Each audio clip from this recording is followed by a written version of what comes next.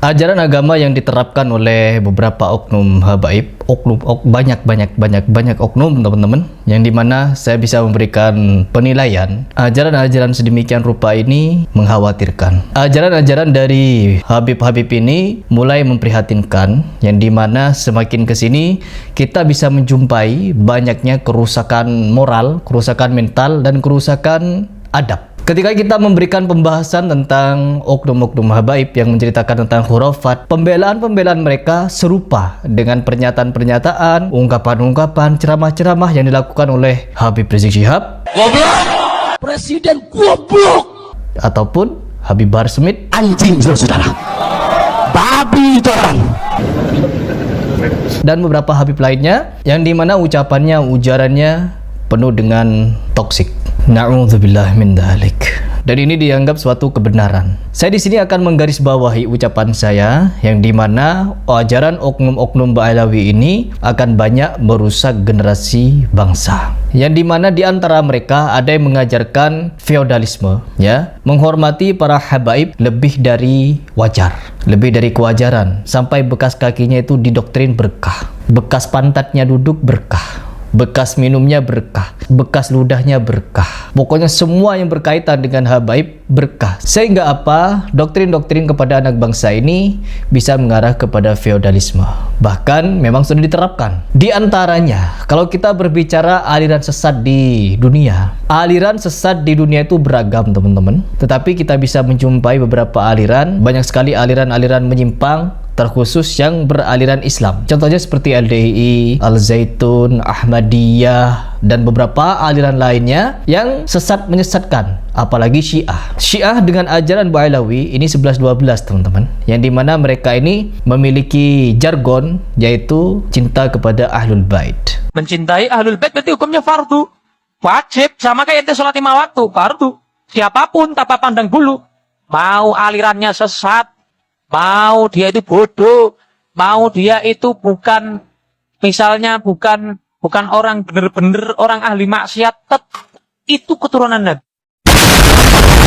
Sama riwayat tentang Ahlul Bait. Oh, kita sering dengar di panggung-panggung orang berbicara tentang keagungan Ahlul Bait. Bukan untuk mengikuti Ahlul Bait yang suci, bukan untuk mengikuti bintang gemintang Ahlul Kisah, tapi menisbatkan kepada dirinya untuk menikmati posisi-posisi keutamaan Ahlul Bait yang suci dengan hak-hak istimewa sebagai lentera-lentera yang menerangi jalan bagi umat, sebagai pemandu umat, sebagai pengawal wahyu, sebagai penjaga agama.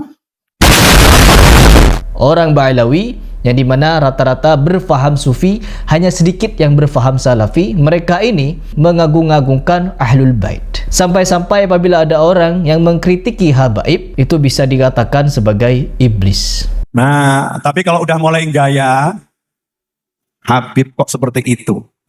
Nah, ini. Santri gaya. Ya, umat Islam mulai gaya, mulai mengkoreksi Habibnya, mulai mengkoreksi ulama-ulama dari anak cucu Nabi Muhammad SAW. Orang yang seperti itu mirip dengan iblis. Orang yang seperti itu mirip dengan iblis.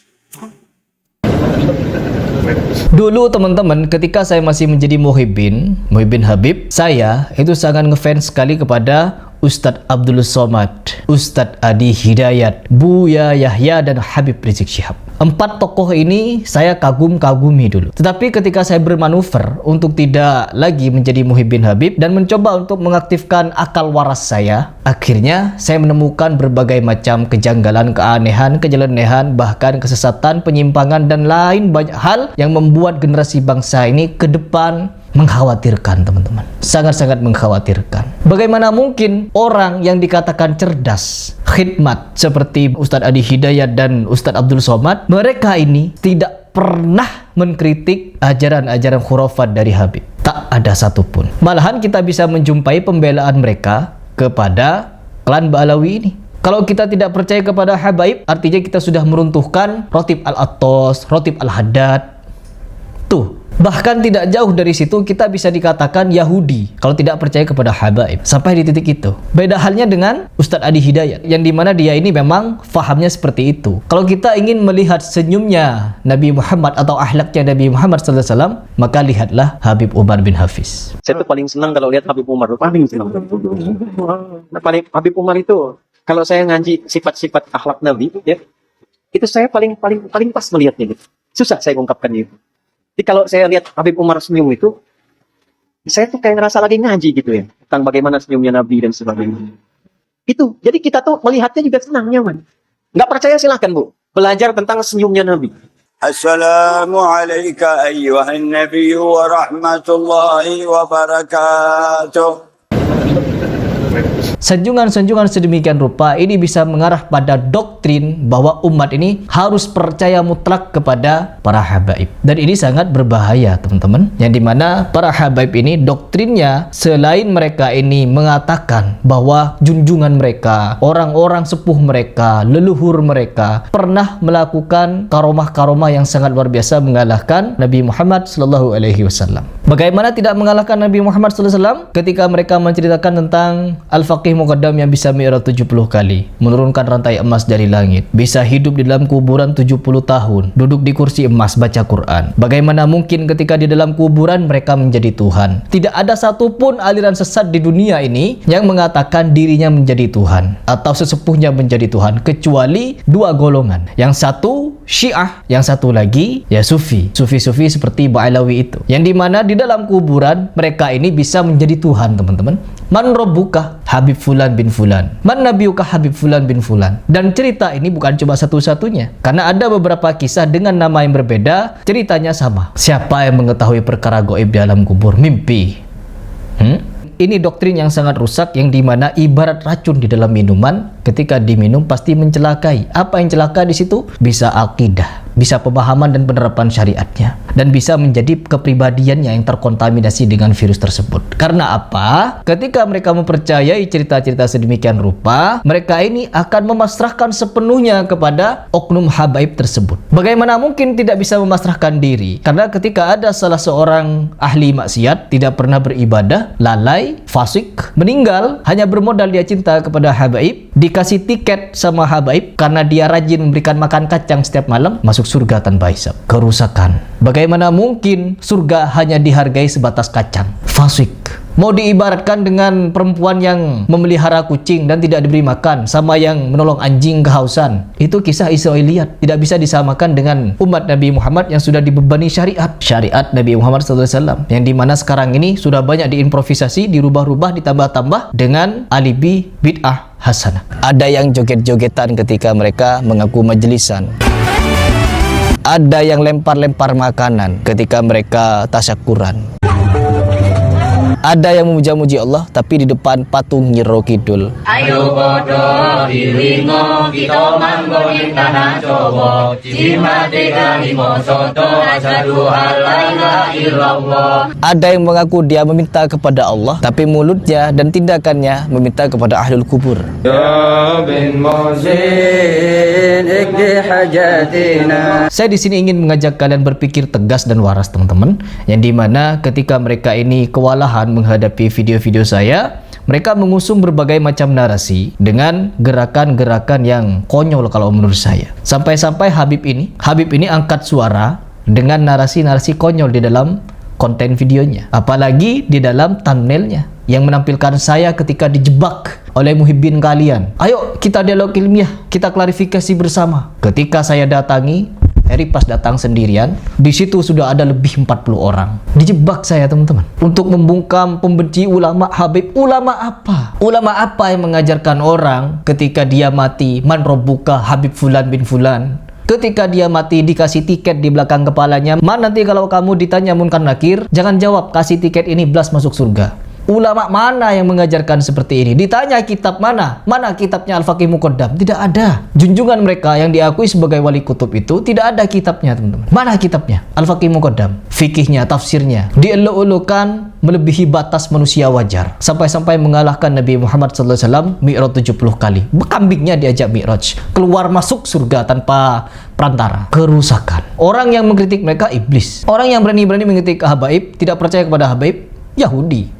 PKI. Asal kalian tahu, beberapa video saya dikomentari oleh Muhibbin Habib ini dengan narasi-narasi kotor, jorok, dan berbagai macam ujaran-ujaran yang mencerminkan guru-guru mereka. Kalau tempatnya tempat kemusyrikan, kalau tempatnya tempat banyak berhala, tempatnya tempat banyak patung. Habib Rizik Syihab, pelopor dari ulama yang toksik. Tidak pernah saya menjumpai ulama toksik yang saya anggap benar dulunya seperti Habib Rizik Syihab, kecuali beliau. Sehingga apa? Nular kepada Bahar Smith, nular kepada Rehan, nular kepada itu, nular semuanya. Apalagi gubernur yang sekarang, nggak tahu dah tuh urusannya.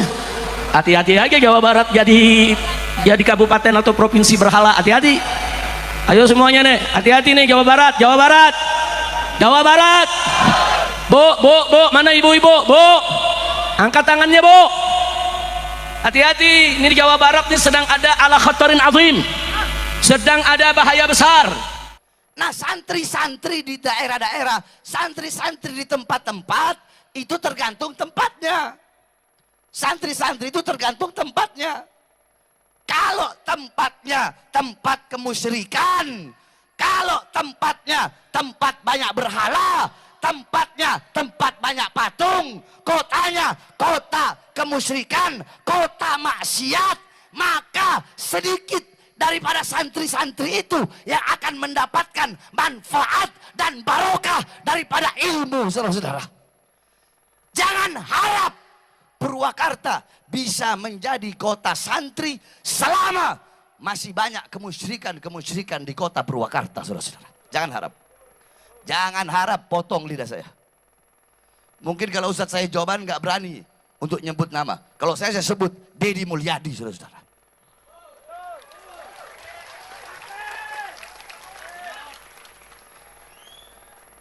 Ya kenapa Jokowi aja saya sebut, apalagi Deddy.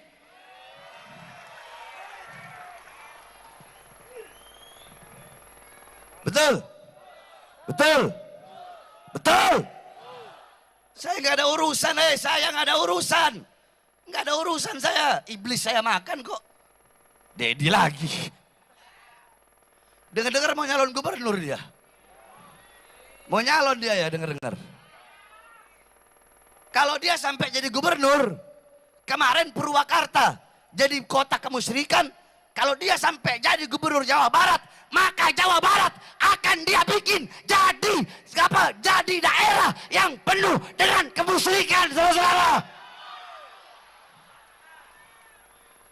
Makanya yang kayak begitu harus ditumbang. Bodoh amat, terserah. Kalian mau bilang saya pakai, terserah. Kenapa? Saya tidak rela. Saya bukan orang Jawa Barat, saudara-saudara. Saya orang Sulawesi, tapi saya tinggal di Jawa Barat. Di mana saya ditinggal, di situ saya junjung, saudara-saudara. Di mana saya tinggal, jangankan tinggal, di mana kaki saya berpijak, maka di situ semua adalah saudara-saudara saya.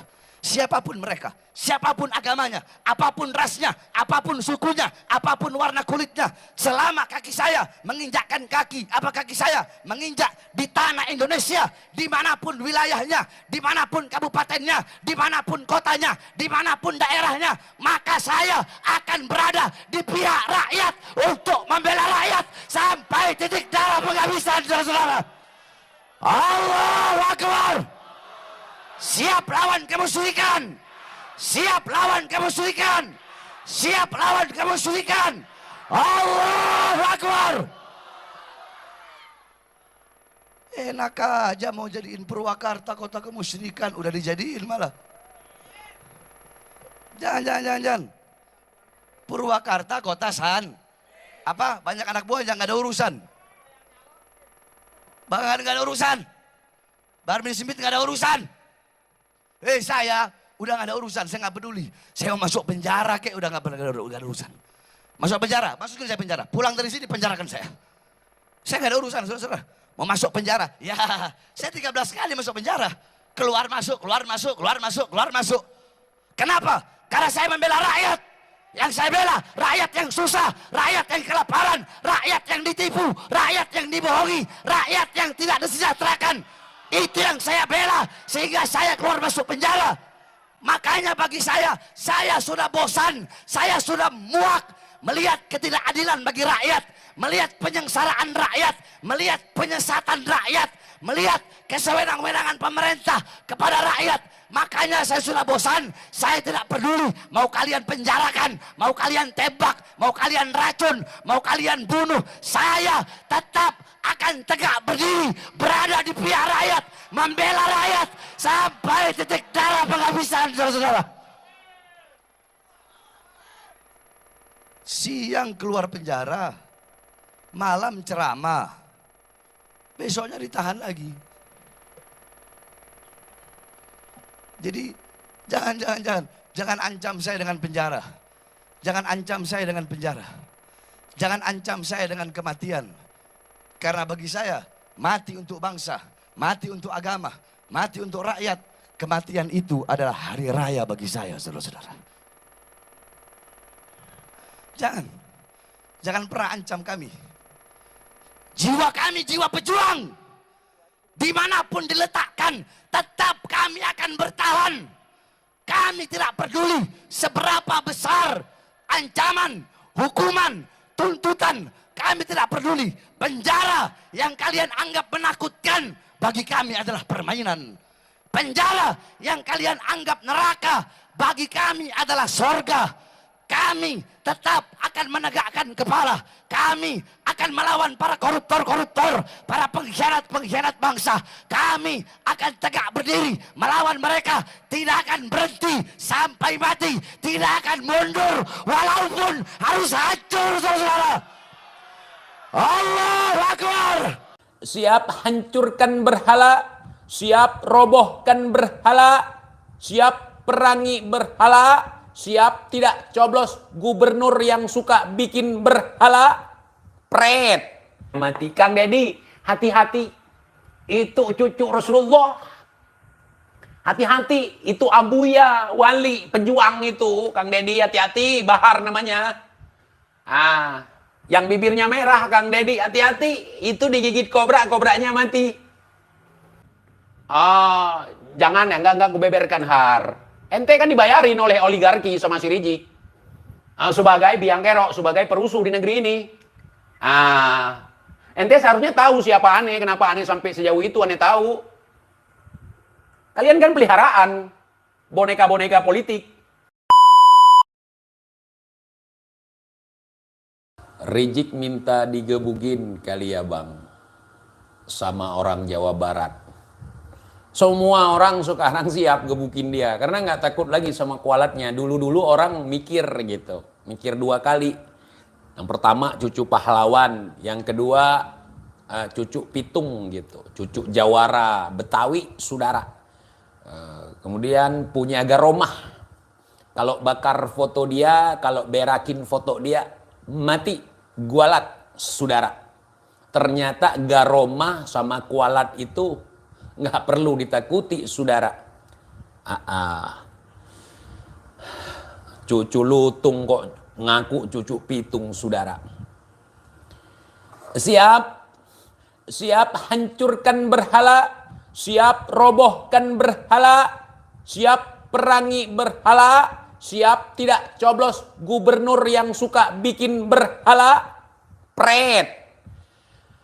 Kalau kayak gitu cara berpolitik kau, kalau kayak gitu cara kampanye kau, Jik, mau sampai jembutmu disambung dengan bulu hidung, itu tidak akan pernah bisa menang. Apakah Kang Deddy Mulyadi membangun patung di Purwakarta, kemudian menyuruh masyarakat Purwakarta waktu itu untuk menyembah patung itu? Kalau disuruh untuk menyembah, baru kita simpulkan dia membuat berhala. Contoh nih, contoh. Ada Habib menyuruh sembah batu nisan kubur datuknya, itu berhala. Ada Kibin menyuruh kita menyembah dan hormat kepada Baleho Rijik, itu berhala. Ada orang ketika mau sholat harus di depan Baleho Rijik, itu berhala. Ada orang kalau mau sholat foto datuknya ditaruh. Ketika kita sholat itu menghadap kiblat, bukan menghadap foto datuk. Itu berhala. Ada orang curhat kepada foto itu berhala. Paham tidak konsep berhala seperti apa? Kalau semua patung itu dianggap berhala, itu patung Jenderal Sudirman